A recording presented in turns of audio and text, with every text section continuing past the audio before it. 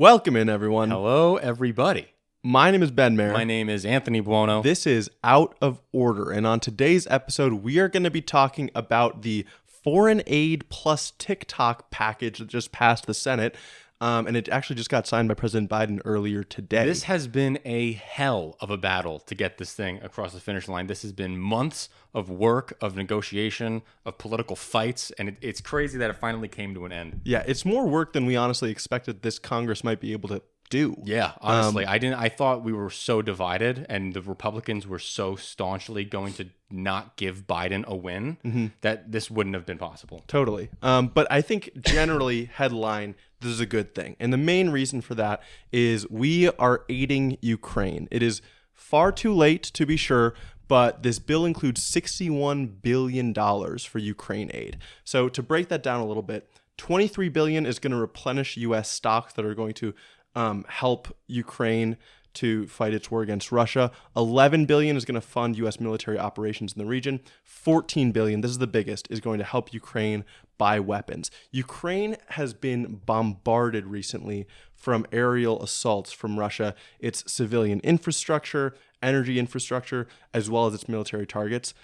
So we're going to be giving them a lot of air defense, as well as a ton of artillery shells and more weapons. They've been begging for this aid for months now. We've been dragging our feet. I'm so glad that we have finally been able to get it through. The artillery shells has been one of the biggest hurdles here because Ukraine literally was only able to fire a quarter of what Russia was able to fire on the battlefield. Like a quarter, 25%. I think it might have been less. I saw reports of like 7-to-1 ratios. That's insane. And so the fact that they've been able to hold the line the way that they have, given that amount of artillery deficit, that just goes to show that what this is going to be able to do is going to help them that much more. Yeah. And so with regards to the air defense, they're struggling keeping up with, obviously Ukraine does not have an air force that is even remotely capable of fighting the Russian Air Force at all. Air superiority is basically guaranteed to be Russian. But what it needs to happen is they just need to reduce the amount of damage that they're able to do with that air superiority. And then hopefully the $14 billion will go to buying some SAM turrets to shoot that shit down. Yes, I think it will. I think it will make a huge difference. Well,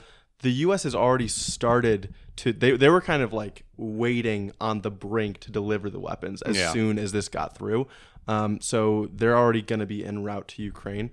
I just hope that it isn't so too little too late. Right now, there are reports that Russia is preparing for an offensive on Kharkiv, which is the second biggest city in Ukraine, going into the summer. The Ukrainians don't want to leave Kharkiv and they want to defend it, but because of this mismatch in equipment, it's looked hairy. So hopefully they're able to get through this. The one other thing I'll say is on this artillery ratio thing, when the Ukrainian official reported this 7-to-1 number as far as how much Russians could shoot to what Ukrainians could shoot, what he said was, since Ukrainians are so much more accurate and Russians are just spraying and praying, they only need it to really be 3-to-1 for them to even have an even match or even to overcome Russia. So since we're giving them billions worth of equipment now, it should really make a difference. That's great. I want to highlight the $23 billion to replenish U.S. stockpiles because that's really, really vital because the West and the United States has not been investing in its traditional military infrastructure the way Russia and China have, specifically regarding artillery and ammunition production, right? We don't have the current manufacturing capacity to produce the amount of artillery we would need in a war with Russia. We don't have the amount of artillery Ukraine needs. We need to rebuild that manufacturing and industry base. And so that $23 billion is really an investment in America. Yes. It's not money that's leaving the country. It's money that's going to Missouri, money that's going to Arkansas, to Massachusetts, to all these other, to Michigan, all of these other states that are now going to be producing the weapons that democracies need to fight back against autocracy coming from Europe and Asia. Yeah, and I think this would bring up two kind of points. One is it immediately dispels the notion that giving money to Ukraine makes us less militarily prepared for does the assault. Exact opposite. It does the exact opposite. It upgrades or it replenishes everything that we need to be replenished. But the other thing I wanted to talk about is a critique I can imagine coming from the progressive side of fueling the military-industrial complex. Yeah. This is the way that it is right to fuel the military-industrial complex, to supply countries who are fighting authoritarian regimes that are invading their sovereign territory. This is peace through strength, Yes. right? This is the most basic doctrine. This is how we want to be doing it. The military-industrial complex as a whole, it is not this big, bad boogeyman that is ruining everything. It can be used for the right reasons, depending on the context. Right. And this is a good context. Not every war is the Iraq War. That's Exactly. that's one of the biggest problems with the American psyche right now Mm-hmm. is we equate every single war with, oh, this is the next Vietnam. Mm-hmm. Oh, this is the next Iraq. It's like, no. There are just wars, and this happens, the Ukraine war happens to be one of them. Yes. And we should utilize our military infrastructure and our military industrial complex to win that war. Totally. I want to talk about something Marjorie Taylor Greene said recently, and I want to get into her more later. Yeah. But she went on TV and she's bashing the military-industrial complex, and she's saying how all of this money is actually a giveaway to these big, massive companies. And okay, Marjorie, if that's how you feel, what's your alternative? What's your alternative way to produce weapons if you don't want people to profit off of them? Because look, if you're going to tell that to me, I'll say, okay, nationalize the entire arms industry right now. Okay, nationalize it. Bring it all under the Defense Department and make Lockheed Martin a wing of the Defense Department. Fine. It's fine by me. Nationalize it. So no profit can be made. But that's not what she wants. No. She wants the critique without a solution. Yes. And that's what pisses me off. Totally. Yeah. Totally. I mean, it is her MO. Yeah. Definitely. So not everything in this package is stuff that we support or that we think is good. Yeah, exactly. Not some wars are just wars, and we're helping to fight against the bad guys. And then there's aid to Israel, and I want to point out, because instantly 26 billion, and this is for Israel. And again, a progressive is going to hear that and vomit. They're going to hate that. But 9 billion is for humanitarian aid, and that is super important. That is going to people who are suffering in Gaza, who are starving. And that is a good thing, and we should give credit for it being a good thing. Another 5 billion for missile and rocket defense. That's a good thing too. That's fine. Fund the Iron Dome. That's Exactly, fine. AOC exactly. voted to fund the Iron Dome portion of that. Yes. And that's fine. I agree with that. She supported that aspect of it. I agree. Fund the Iron Dome. That's fine. If it's Absolutely. Iron Dome is strictly a defense system. Exactly. Yeah, there's no problem resupplying the Iron Dome. Now, 4 billion for buying advanced weapon systems for Israel. That's a problem. That is a problem. That is a problem. That's a fucking problem. Okay, I mean, not only are we fueling what is a near genocide in Gaza, if not a genocide itself. I don't think it's a genocide. Yeah, we won't get went into that. deep into that. But they just don't need it. Right. They just don't need it. It's Israel money is that they as just rich don't as us. need. Yeah. Like, they literally do not need advanced weapon systems to fight Hamas. oh my God, no. They don't. They don't need it. Absolutely They barely need advanced weapon systems to fight Iran in the current capacity that they're trying to quote unquote fight Iran. Exactly. Okay, they don't need it. Yeah. So that just seems like a waste of money to me. If anything, you could even encourage them to be more aggressive towards Iran. Yeah, because now they got new toys to play with. Exactly. Right. So I don't agree with any of that. I support funding the Iron Dome. I support the humanitarian aid. I actually think it's somewhat impressive that, and honestly, maybe lucky that the humanitarian aid was passed by a Republican House. I was kind of shocked by that. Yeah. Right. I didn't expect the Republicans to pass any humanitarian aid or like even suggest that they would kill the bill if humanitarian aid was in it. Yeah. So the fact that it just floated, but I don't want to say it floated through because that's not the right interpretation. So then that's the Israel stuff. Okay. Okay. Then we have the other aspect for the Indo-Pacific allies, specifically related to Taiwan. So we're doing $2 billion of weapons to Taiwan and then $2 billion to replenish weapons to Taiwan that we've previously given. Yes. Now we're also spending $3.3 billion on submarines. Do you know more context on that? What does I that mean, to me, the context on that is just to bolster our presence in the region. I mean, we know that China's main theater of aggression is the South China Sea. Yeah. And China's been building out its submarine capacity rapidly because it's wanted to take control and project its power throughout there. We've been doing freedom of navigation operations pretty much as our Navy can handle to establish the South China Sea as still international waters, basically, where people can go through and trade freely.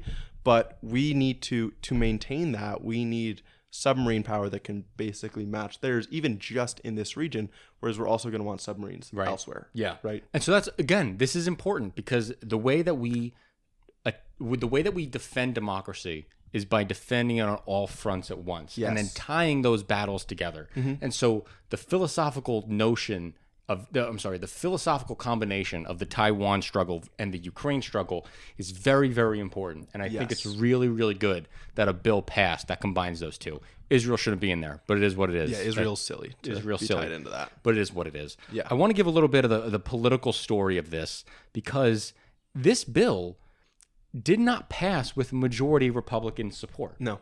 Mike Johnson put the bill to the floor, and it passed with every single Democrat, I think. Maybe a couple didn't. I don't remember. No, I think it was every single one. Okay, every single Democrat, but only around 110 or 9. No, I think 90 Republicans. 120 Republicans did not vote for this.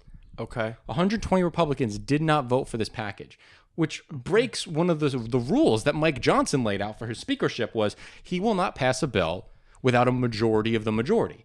And so he, again, has broken that promise, passed a bill without the majority of the majority, and we have a growing movement, of course, of Republicans in the House that want to vacate him. Yes. Marjorie Taylor Greene, Thomas Massie, Andy Biggs, Paul Gosar, all of these people are now ready to pull the trigger and vacate Mike Johnson. See, it's interesting, though, because they're ready, but they are not doing it yet. They have the trigger. They have it cocked. There's a bullet in the chamber. Yeah. Their hands on the trigger, and they're not doing There's it yet.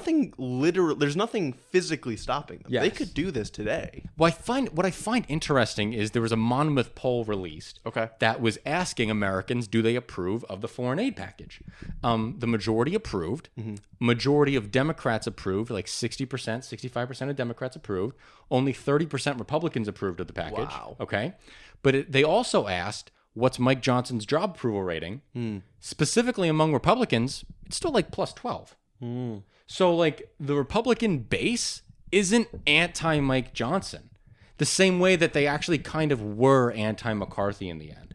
And I think that's what's keeping them from doing it. Interesting. Because they look at that, they're like, oh, wait a second. Mike Johnson doesn't even have that much name recognition, first of all. And if the Republicans that do know him, they actually don't hate him. He's still majority approved of. So now we're going to go sack this guy who's like plus 15, plus 12 in the polls, something like that. I mean, that's just a hard sell. Yeah, it is. I think he's less unlikable than McCarthy. Yeah. Right? I actually think so. And I think that's also, he's just less of a figure. He's less of a solid person in people's minds. So it's hard to disapprove of him. I think the personal story with Mike Johnson is so interesting. I do too. And I'll just go off on this tangent. So Mike Johnson, right? He's a complete unknown nationally until 6 months ago when he's thrust into the speakership because Republicans can't agree on anyone else. And so because of that, he's been voting along party lines throughout his whole, it's only been 6 years, but throughout his whole tenure in Congress. He's never had to actually consider the consequences of his actions. No, never. Right? He's just been, to me, I'm thinking of this guy who's just a backbencher and he's watching and he's voting along lines and he's collecting his check of $174,000 every year. Yep. And now he's thrust into the third most powerful role in the United States, arguably. And it's at a pivotal moment on the world stage. And so now he thinks, oh shit, I matter. Like the things that I do actually have consequence. And the way I think of the last few months is him like working his way out of the inertia of just being a politician. And he gave a really good press conference, just one answer that he gave at a press conference. I sent Anthony this. Yeah. It's like a minute and a half answer where he is asked, are you worried that you're going to lose your job by putting this bill through? And he says something like, if I worried about a motion to vacate every time I wanted to put a bill on the floor, I wouldn't be able to do my job. He says, this is a crucial moment in history, and history is watching us. He's like, I believe the briefings that we've been given. I believe that Putin and Xi and Iran are in concert on this, and that I don't actually know about. I don't know if that's true. Yeah. He's like, I believe that Putin means to move on to other countries. I think he might go to the Balkans next or attack one of our NATO allies. He's like, I'm doing what I think is the right thing, and I'm going to let everyone vote their conscience and let the consequences be damned. Right. He actually cares about his legacy, and we've said this on the show before, but he is a true Reagan Republican. Yes. He believes in peace through strength, and he believes in American-led global order, and he doesn't want to see that going away. He doesn't want to. Yes. And this isn't to say like I love Mike Johnson. Because we don't. No, Mike Johnson tried to help Trump subvert the election results in 2020. Mike Johnson wants to ban abortion nationwide. Yes. He's a piece of shit. But he did a good thing here, and that's fine. Yes, he did a good thing, and we should give him credit for that. Yep, totally. Definitely. Now, the other things, so we've only been talking about the foreign aid portion of this bill. For some reason, which I don't actually know why, they also wrapped into this a TikTok ban, which has been making its way through Congress for a while. And so now, because this was included in the bill, and Biden signed it earlier today, TikTok is now supposed to be sold to an American company in the next 9 to 12 months. Yeah, they only got like 9 months to sell to an American company or leave the country. Which is like get banned in the country. Actually a major deal. Yeah. I think like almost every young person I know uses TikTok. Yeah. It's how a lot of young people get their news. Yeah, it's already been sued, so they're already taking it to court. Mm-hmm. I think this is a dumb legislative move. I think I don't hate the idea. I don't Really? hate it. Okay. I think there are like a ton of. I think there's enough reasons to not be comfortable with a Chinese media company being like the most popular used thing in America. I think there's like some okay to that. No, I get that too. Okay. But what principles are you like considering now? Because what principles are you making decisions based off? Because to me, it's about the data. Like The what data privacy rights? I do you mean, mean? more like what data are you okay with making its way to the CCP, Oh, okay. and what data are you not okay? Yeah. And to me, like what people watch on TikTok and what they like and what they comment and how much time they spend watching videos Mm-hmm. seems to be something we should allow them to collect from our citizens. My issue, I guess, well, I don't even say it's my issue because, like, I would never propose a TikTok ban. I don't want to say it's my, I don't want to own the issue here. But, like, someone who is pro TikTok ban, okay, in Congress, they're going to be like, well, how does their algorithm work? How are they pushing information to young people? Yeah. Are they pushing information that's strictly anti-American on purpose?